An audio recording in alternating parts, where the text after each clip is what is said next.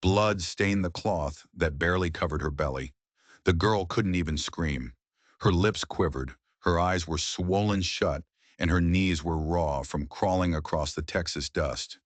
And still, she whispered a single, horrifying phrase. "I am just trash." Elias Caldwell pulled the reins so hard his horse snorted, stamping a hoof in the baked dirt. He was a man who had seen things. He'd seen wolves tear into newborn calves, leaving nothing but bone and hide. He'd seen men shot down in dusty saloons over a crooked card game. But nothing, absolutely nothing, prepared him for this. A young woman, barefoot and bruised, pregnant, and utterly alone under the burning, merciless sky. Elias slid from the saddle. The ground was so dry the grass cracked like old bone under his worn leather boots. He took a step closer. Her whole body was shaking, a deep, uncontrollable tremor, as if each breath she took might be her very last. She tried to turn away from him, to hide herself, but the thin cloth covering her slipped, and Elias froze. Her belly wasn't just swollen with child. No, it was a canvas of pure hatred. It was scarred. Dark, ugly bruises spread across her hip like spilled ink. Angry red welts clawed their way down her thigh. Every single mark on her skin told a story of unspeakable violence. Elias dropped to one knee, the dust puffing up around him. He was 55 years old. He'd buried his friends after border skirmishes. He'd faced down rustlers with his Colt drawn and his hand steady. Yet the sight of this broken girl, this child, struck him harder than any bullet ever could. She managed to raise her eyes to his. They might have been blue once, but now they were just dull, washed out by terror. Her voice was a trembling whisper. "I am nothing. I am just trash." Elias clenched his fist, his knuckles turning white. No woman on God's green earth deserved this fate. No unborn child deserved to start its life soaked in such pain. The hot Texas sun burned across his shoulders, but a cold, hard anger was filling his chest, pushing out everything else. He leaned in, his own voice low and rough. "Who did this to you?" She just turned her face away. A single tear traced a clean path down the dirt on her cheek. Her body curled into itself, a desperate, instinctive motion to shield the life inside her. The cloth slipped again, and that's when Elias noticed something else. Something that made the cold anger in his chest flash hot. Lying at her feet, half buried in the dust, was a leather strap, a belt. It was scarred and worn, but the initials burned into the leather were still clear. L.C. Luke Carter. The name didn't just ring a bell, it struck Elias like a hammer blow to the skull. Luke Carter was the younger brother of Harlan Carter, and Harlan Carter was the most feared, most powerful rancher in all of Tascosa. The Carter family didn't just own land, they owned the law, they owned the town, they owned the people in it. Their ranch stretched from the Palo Duro Canyon all the way to the New Mexico border. They were kings in this dusty, unforgiving kingdom. Elias looked at the bruises on the girl's body again. He looked at her swollen belly, her trembling hands. He looked at the pure animal fear in her eyes. And the truth, a terrible and simple truth, began to burn in his mind. If the Carters had done this to her, then helping her wasn't just a simple act of kindness, it was a declaration of war. A war he was almost certainly going to lose.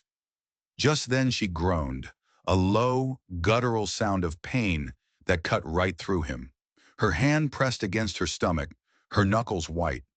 Elias caught her just as she collapsed, her body going limp. She was light, far too light for a woman who looked to be 5 months along. He laid her gently on the brittle grass. The sky above was a vast, empty blue, wide and merciless. Her words echoed in his ears over and over again. "I am just trash." Elias tightened his jaw until his teeth ached. He had two choices, and only two. He could turn away, get back on his horse, and save his own skin. Or he could defy the Carter brothers and risk everything he had, his small ranch, his life, everything. Could one aging rancher, a man with more years behind him than ahead, really stand against the most powerful family in Texas? And could he protect this broken girl and the unborn child that were now, for better or worse, in his care? He didn't have an answer. But as he carefully lifted her into his arms, he knew he'd already made his choice. Elias carried the girl to his line shack, a tiny, rough-hewn cabin perched on the very edge of the Palo Duro Canyon.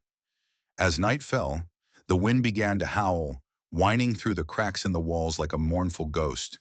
In the distance, coyotes cried out to the rising moon, their calls echoing in the vast emptiness.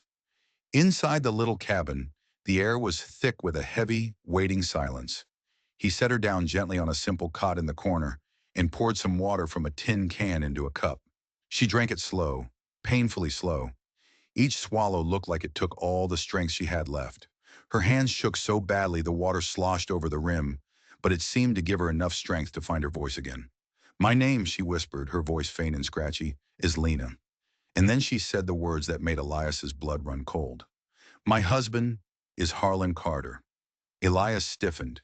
He knew the Carters. Of course he knew the Carters. Everyone in the Texas Panhandle did. They were powerful cattle barons with land that stretched further than the eye could see and an influence that ran just as deep. If she was Harlan Carter's wife, then what in the hell was she doing out here, half dead in the middle of nowhere? Lena seemed to read his thoughts. She turned her face away from him, towards the flickering lamplight. The yellow glow caught a new detail he hadn't seen before. A deep, ugly bruise blooming across her jawline, hidden in the shadows. Her next words came out broken, shattered. "It's not Harlan's child." Her hands, thin and trembling, wrapped tight around her belly in that same protective gesture. "It's Luke's." Elias said nothing. He couldn't have spoken if he'd wanted to. It felt like even the coyotes outside had fallen silent, listening. Lena's tears started again, not loud sobs, but a quiet, hopeless weeping. They slipped down her cheeks and dripped into the dust on the cabin floor. "Luke, he forced himself on me," she choked out. "And Harlan believed him. He believed his own brother over me. They both called me a liar. They beat me. They threw me out like I was nothing." She covered her face with her palms, her thin shoulders shaking. "I'm carrying shame," she whispered into her hands. "Not love, just shame. Shame." Elias felt his throat tighten. What could a man like him say to a hurt that deep? He had no words for it, so he did the only thing he could think to do. He gently laid an old wool blanket over her. He poured another cup of water and set it on the floor beside her hand. "Tomorrow we ride," he said, his voice steady, even if his insides were churning. "There's a midwife in Las Vegas, New Mexico. She'll know how to care for you. You're not alone now, Lena." Lena looked up at him, her tear-filled eyes searching his face, trying to see if he was lying, trying to see if she could dare to believe him. And for the first time since he'd found her, a tiny flicker of something that wasn't fear or pain crossed her features. It was small, fragile, but it was hope. Ilias leaned back in his chair, the wood groaning under his weight. He listened to the wind scraping at the shack walls, a lonely, desolate sound. He knew with a certainty that chilled him to the bone that the Carters would not let this go. Men like them never did. They saw Lena not as a person, but as property, stolen property. And by choosing to protect her, he had just painted a target on his own back. He stared into the small fire he'd built in the hearth. The logs cracked and spit sparks into the air, each one a tiny dying star. There was no turning back now, because out there, in the vast, swallowing darkness of the Texas night, a pair of riders were already on their trail, and they were coming to get their property back. The sun was barely a crack of orange on the eastern horizon when Elias saddled his horse. Lena moved slowly, clutching her belly with one hand and the torn wool blanket with the other. Her face was still pale, drawn with exhaustion and pain, but there was a new spark in her eyes, a flicker of determination that hadn't been there before. Now she wanted to live. She wanted her baby to live. They started down the steep, winding slope of the Caprock. The trail was narrow and treacherous, a thin ribbon of dirt cutting its way toward the distant shimmer of the Canadian River. Birds lifted off from the brush as they passed, their wings beating a frantic rhythm in the cool morning air. The air smelled of dust and mesquite, the scent of the unforgiving land. For a moment, just a single fleeting moment, It almost felt like an ordinary morning ride. But then Elias saw them. Two riders up ahead, blocking the trail. Their hats were pulled low, casting their faces in shadow. They had Winchester rifles resting across their saddles. The Carters had come. Harlan Carter called out first, his voice as sharp and cold as a winter wind. "Bring her back, Caldwell. She's my wife. She belongs to me." Lena stiffened in the saddle behind Elias, her hands shaking where they gripped his coat. Her voice when she spoke was a cracked whisper. "No, I won't go back." Luke Carter just grinned, a cruel, ugly flash of teeth in the morning light. "She's carrying my child, old man. You can't change that." Elias swung down from his horse. He didn't draw his gun. He just stood there, square in the middle of the trail, his boots planted in the dust, his fists clenched at his sides. "I don't care whose blood runs in that child," he said, his voice a low growl. "She rides free, and she rides under my protection." Luke laughed, a short, barking sound, and spurred his horse forward. It was a mistake. Elias moved with a speed that defied his age.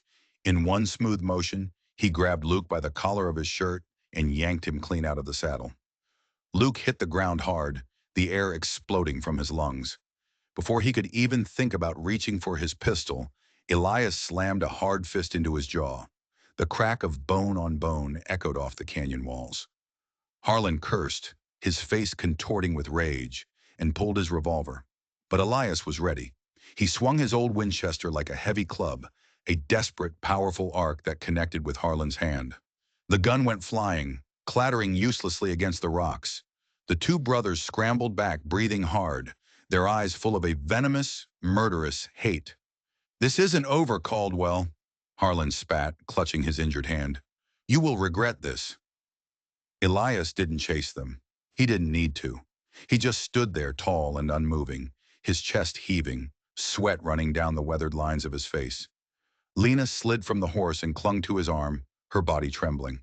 She whispered through fresh tears, "I thought you'd leave me. I thought no one would ever fight for me again." Elias looked down at her, at this broken woman who was slowly, painstakingly, putting herself back together.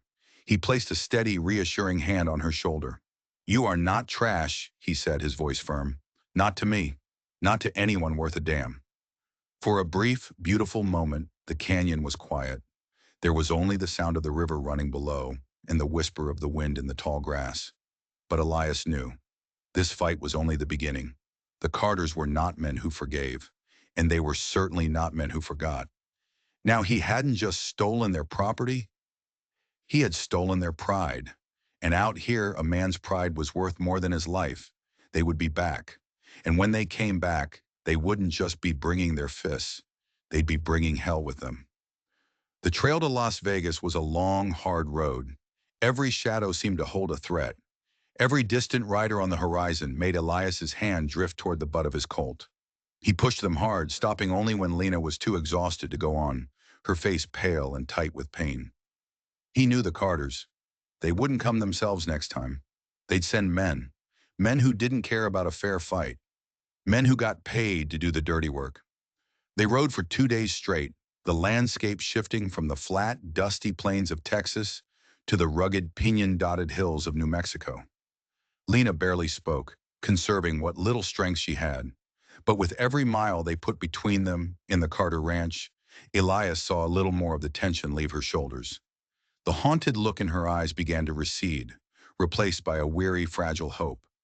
On the third day they saw it. Las Vegas. Not the glittering city of sin you might be thinking of, but a rough-and-tumble frontier town of adobe buildings and dusty streets, a hub for ranchers, traders, and outlaws. The midwife lived on the edge of town, in a small adobe house with a crooked porch and a garden full of herbs. Her name was Inez, and she was a woman whose face was a roadmap of a long, hard life. She took one look at Lena, at the bruises still faintly visible on her skin, and her dark eyes hardened. She didn't ask questions. She just led Lena inside, her movements gentle but efficient.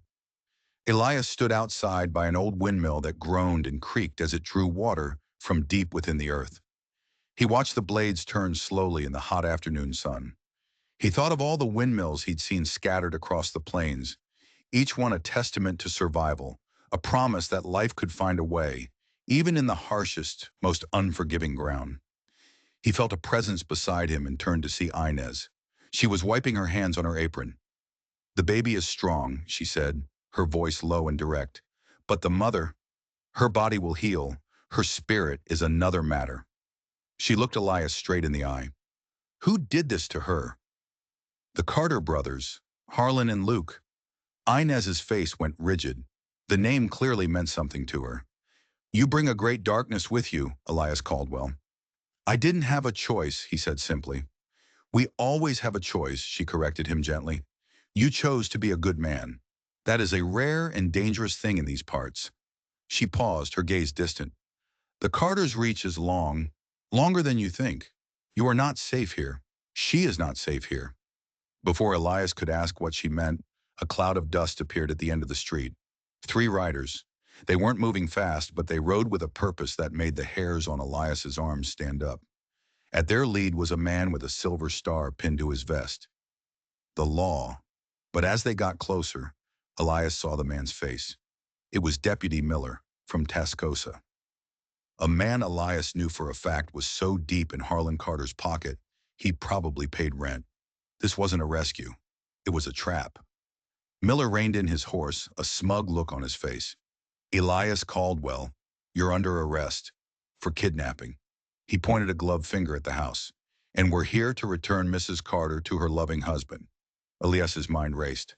Kidnapping. Of course, Harlan Carter wasn't just a brute. He was a snake. He twisted the story, painted Elias as the villain, and used his bought and paid for lawmen to do his dirty work. Arguing would be useless. Drawing his gun would be suicide. Miller and his 2 hired guns swung down from their horses.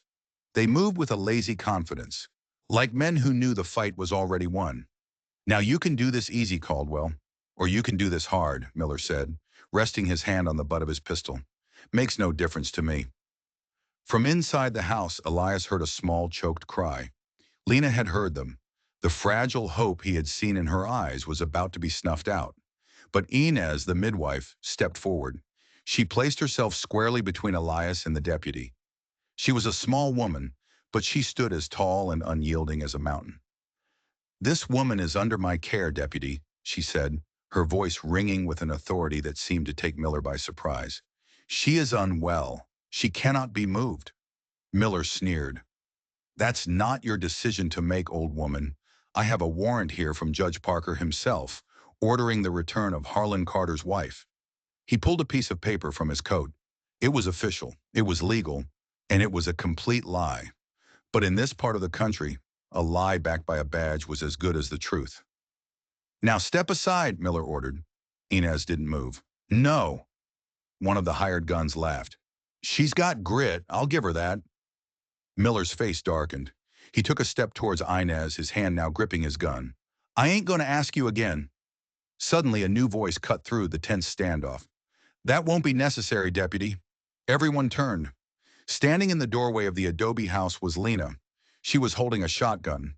It was an old double-barreled farm gun, but in her small hands it looked as deadly as a cannon. Her knuckles were white where she gripped the stock, and her arms were trembling. But her eyes were on fire. The fear was gone, replaced by a cold, hard fury. "I am not his wife," she said, her voice shaking but clear. "Not anymore. And I am not going back. Not ever."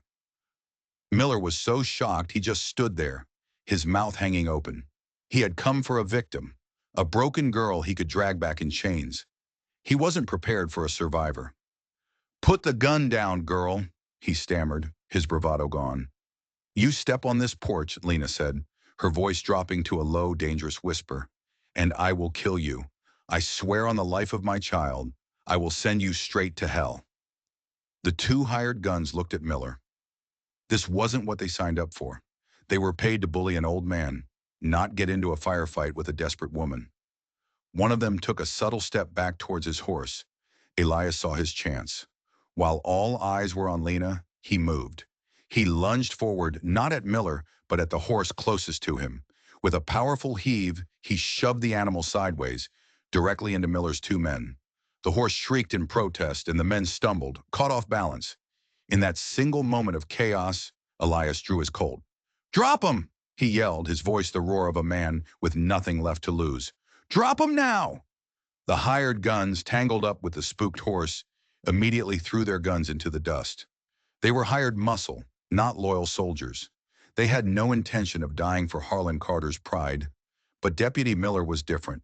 His career, his position, it was all tied to the Carters. He hesitated for just a second, his hand hovering over his gun. That second was all Lena needed. She didn't fire the shotgun. She didn't have to. She took one step forward onto the porch, the shotgun leveled right at Miller's chest. And she smiled. A cold, terrifying smile. Miller's face went pale.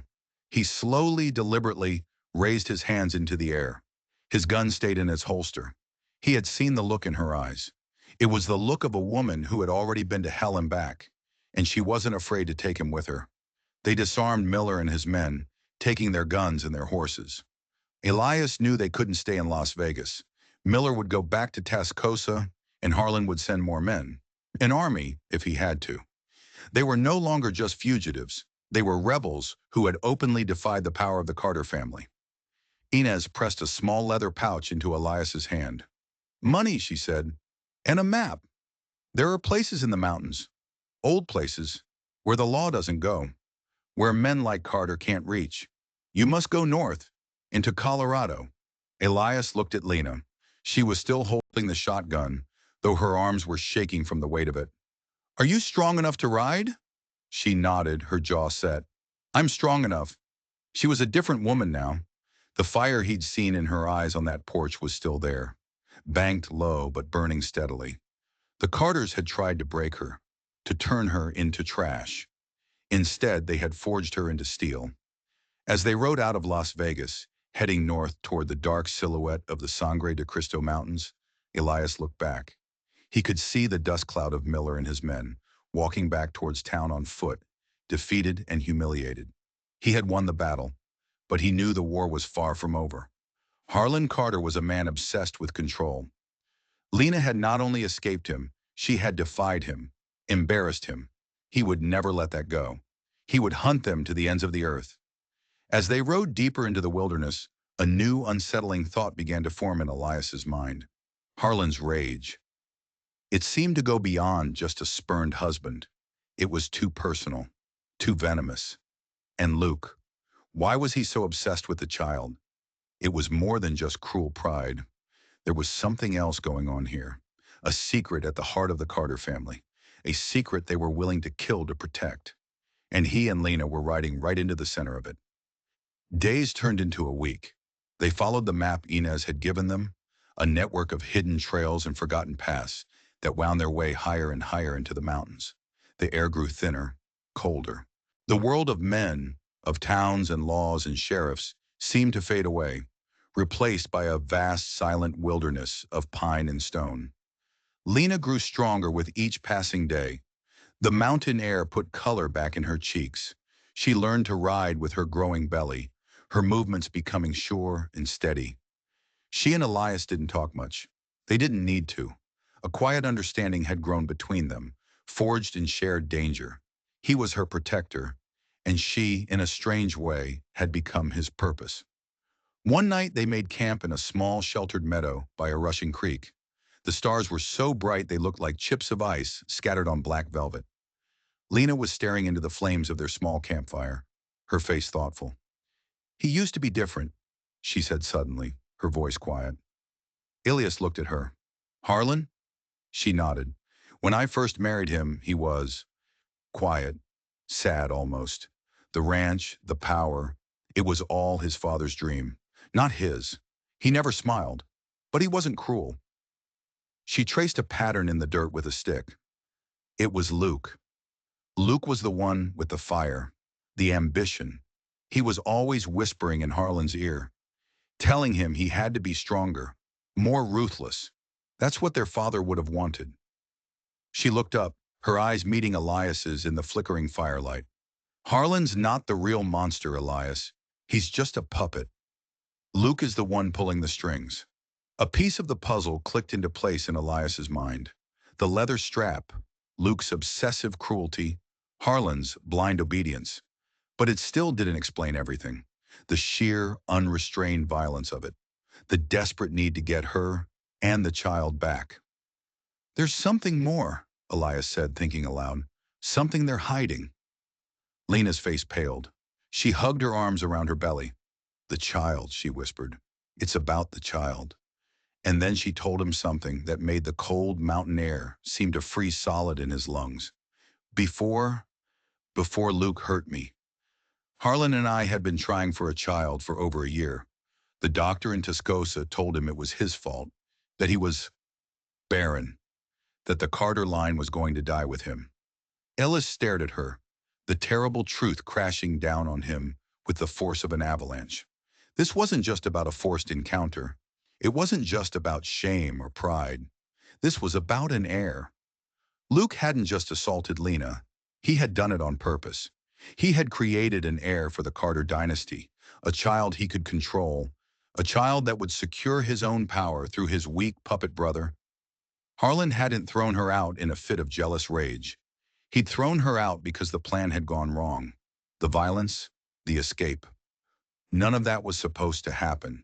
They needed the baby. The child Lena was carrying wasn't just a child. It was the key to the entire Carter empire. And they would tear the world apart to get it back. The revelation changed everything.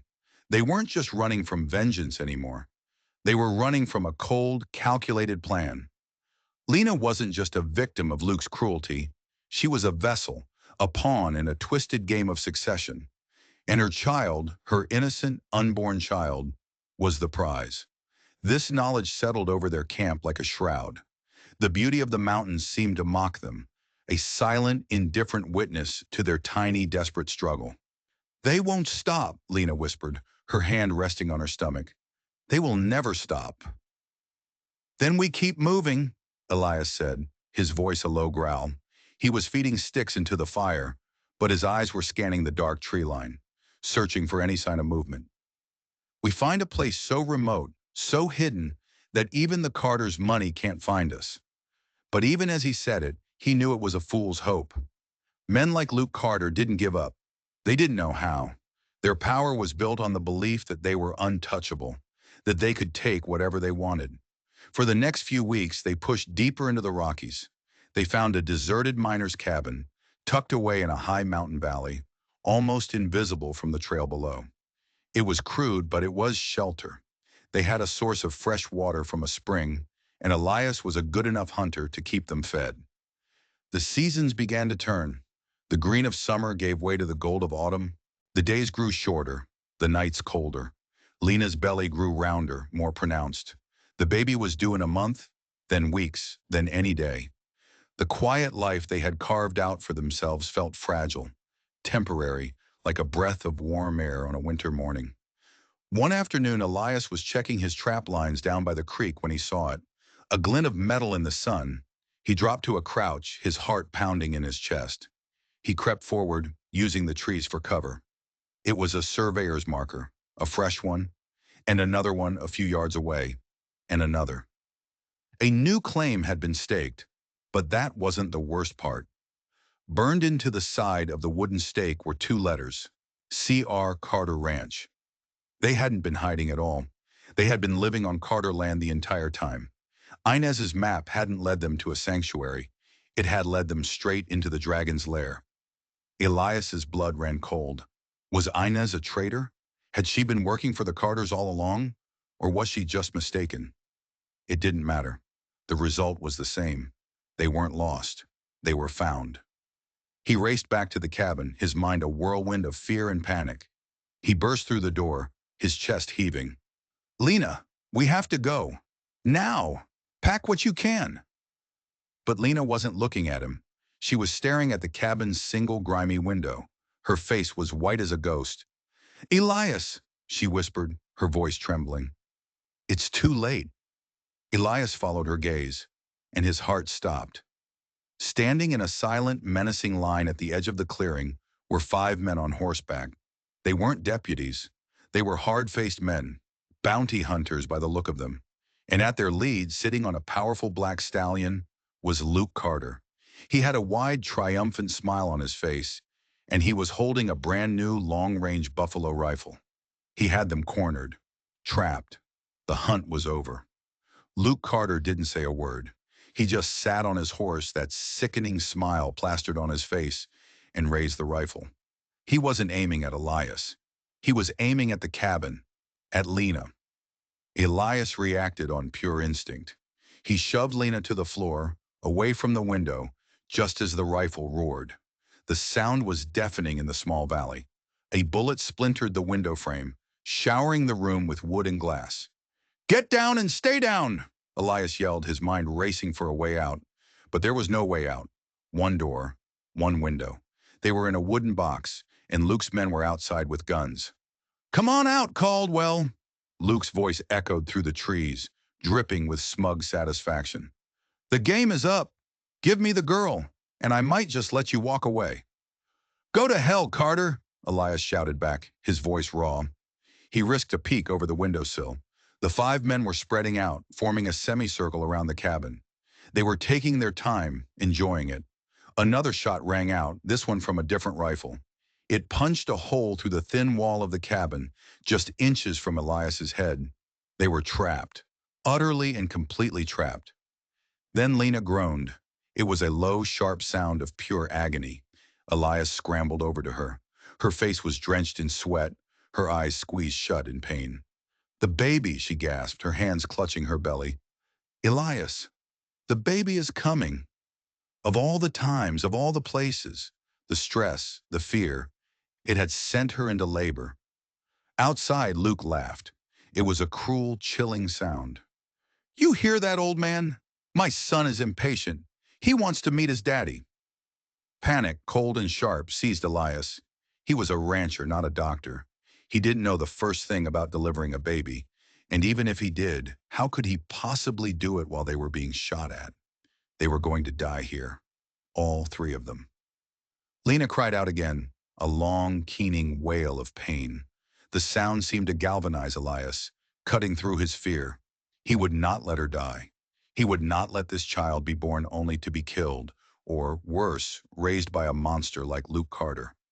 He crawled to the back of the cabin, to the stone hearth. The chimney was narrow, caked with soot, but it was the only other way out. It was a desperate, insane idea. "Lena," he said, his voice urgent, "can you move?" She shook her head, her body racked by another contraction. I can't." "You have to," he insisted, grabbing her arm. "You have to try." He looked back toward the window. Luke and his men were getting closer, moving in for the kill. They were out of time, and then he saw it. Lying on the dusty floor, half hidden under the cot, was something the old miner had left behind. A box, a small, heavy wooden box. With trembling hands, Elias dragged it out. The lid was stuck fast. He used the butt of his pistol to pry it open. Inside, nestled in old cloth, were 4 sticks of dynamite. The fuse was old and brittle. It might not even work. It was a wild, desperate gamble. It was the only one they had. He looked at Lena, her face a mask of pain. He looked at the dynamite in his hands. He listened to the sound of Luke Carter's men cocking their rifles just outside the door. He had one chance to turn their tomb into a weapon. Elias worked fast, his hands surprisingly steady. He took 2 of the dynamite sticks and carefully wedged them into the base of the stone hearth. He used the last of their lamp oil to soak the short, brittle fuse, praying it would be enough to make it catch.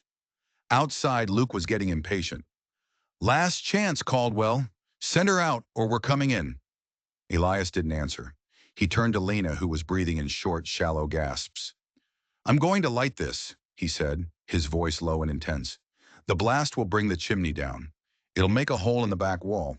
It's our only way out. When it goes, you run. You run for the trees and you don't look back. You understand?" Tears were streaming down Lena's face, but she nodded. "What about you?" she whispered. Elias gave her a grim smile. "Someone's got to keep them busy." He struck a match. The flame sputtered, then caught. He held it to the oil-soaked fuse. It hissed, then caught, a tiny snake of fire eating its way toward the dynamite. Go! He yelled, pushing Lena towards the far side of the room. He scrambled to the door, his Colt in his hand. He took a deep breath, and then he kicked the door open and started shooting. He fired blindly, not aiming to hit anyone, just to make noise, to draw their attention. The bounty hunters, caught by surprise, dove for cover. Luke cursed, raising his own rifle. For a few precious seconds, every gun was pointed at the front of the cabin. That's when the dynamite went off. The explosion was immense, far bigger than Elias had expected. The whole cabin seemed to lift off the ground. The back wall blew outward in a shower of splintered wood and stone. The sound rolled through the valley like thunder, echoing off the mountainsides. Through the smoke and dust, Elias saw Lena scrambling through the hole, disappearing into the thick woods behind the cabin. She was out. She was free. A wave of relief washed over him, so powerful it almost brought him to his knees. Then a searing, white-hot pain tore through his shoulder. He'd been hit. He stumbled back, his arm suddenly useless. He dropped his Colt in the dirt. Through the haze of pain, he saw Luke Carter standing there, the smoking buffalo rifle in his hands, his face a mask of pure, murderous fury. "You old fool," Luke snarled, walking towards him, chambering another round. "You think you can stop me? That child is mine. The future is mine." Elias tried to stand, but his legs wouldn't hold him. He fell to his knees in the dirt, the world spinning around him. He was out of bullets. He was wounded. It was over. Luke raised the rifle. The barrel aimed right at Elias's heart. And then a new sound split the air. Not a gunshot. It was the sound of hoofbeats. Dozens of them. Coming fast. Luke hesitated, turning toward the sound. Over the ridge, a group of riders appeared, pouring down into the valley. They weren't lawmen. They were ranchers, old men and young boys, armed with hunting rifles and shotguns. And at their head was Harlan Carter. His face was pale and grim, but his eyes were clear. He was no longer a puppet. He looked at his brother, then at the wounded Elias, then at the ruined cabin, and for the first time, he seemed to see the truth. Luke stared at his brother, his expression a mixture of confusion and rage. "Harlan?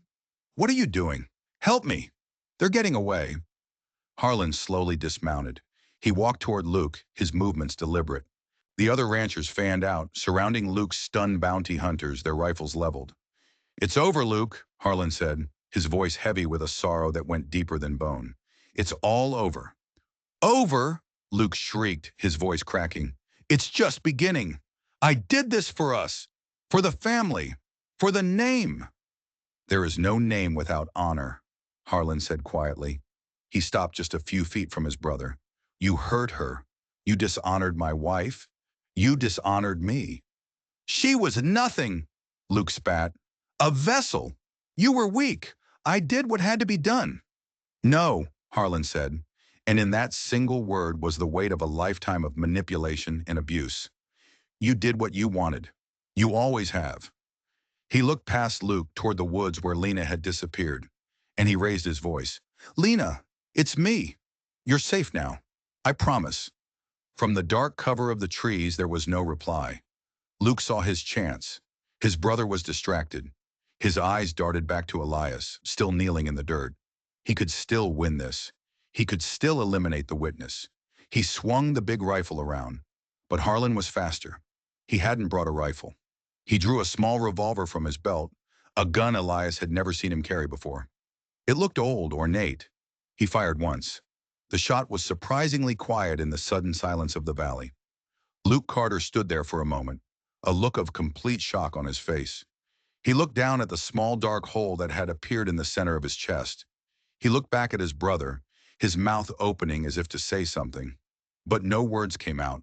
He crumpled to the ground, the buffalo rifle falling from his lifeless hands.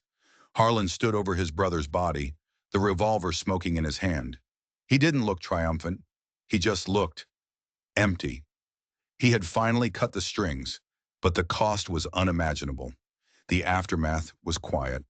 The ranchers rounded up the terrified bounty hunters. Harlan walked over to Elias and helped the older man to his feet, tearing a strip from his own shirt to bind the wound. "I got your message," Harlan said, his voice thick with emotion. "The one you sent with that cowhand weeks ago. It just..." It took me this long to believe it, to believe what my own brother was capable of. He looked towards the woods. Is she? The baby is coming, Elias said, gritting his teeth against the pain. Just then a cry echoed from the trees. Not a cry of pain. A new cry. The thin, wavering cry of a newborn baby. A few minutes later, Lena emerged from the woods. She was exhausted, pale, and covered in dirt, but she was walking. And in her arms, wrapped in a piece of her own torn dress, was a small, perfect child. She stopped when she saw Harlan. Her expression was guarded, wary. Harlan took a step toward her, then stopped. He looked at the baby in her arms, and his hard face seemed to crumble. Tears welled in his eyes. I am so sorry, Lena, he whispered. For all of it. For my weakness. For what he did. He looked from her to the child. He is not my son, and he is not. He is not his father's son either. He is your son. Only yours. He took a deep breath. The Carter Ranch, the money. It's all yours, a trust for the boy. I'm leaving. I'll sign it all over. You will be safe. I swear it. Lena looked at this broken man, the man who had let her be brutalized, who had cast her out. But she didn't see a monster anymore. She just saw a man who had lost everything, including himself. She gave a small, almost imperceptible nod. It wasn't forgiveness, not yet, but it was a start. Elias watched them, a sense of peace settling over him despite the fire in his shoulder. He had made a choice on that dusty road, a choice to help a stranger. He'd thought he was saving her, but in the end, maybe they had all saved each other. They rode away from that valley of death, a strange, wounded family. Lena and her newborn son, Elias, the quiet protector, and Harlan, the man searching for a redemption he might never find. The story of what happened in that valley became a legend in the Texas Panhandle. They say Harlan Carter was never seen again, that he just rode west and vanished into the sunset. They say Lena took over the ranch and ran it with a strength and fairness that no Carter before her ever had. And they say Elias Caldwell lived out his days on that ranch, a quiet, watchful guardian, the old man who had stared into the face of evil and refused to back down. This story isn't just about gunfights and chases. It's about the choices we make, the choice to stand up when it would be so much easier to walk away. It's about finding your own worth when the world is screaming at you that you are nothing, that you are just trash. And it's about the quiet, steady courage it takes to face the monsters in our lives, whether they're out on the plains or inside our own families. If this story stirred something inside of you, if you felt that spark of defiance in Lena, that quiet strength in Elias, then do me a favor. Hit that like button and make sure you subscribe to the channel. We share stories like this every week, true tales of grit, courage, and the undying spirit of the frontier. Because that frontier isn't just a place in the history books. It still lives inside every single one of us who chooses to fight for what's right. Now, I want you to leave a comment below. What would you have done if you were Elias Caldwell? Would you have turned away, or would you have stood your ground?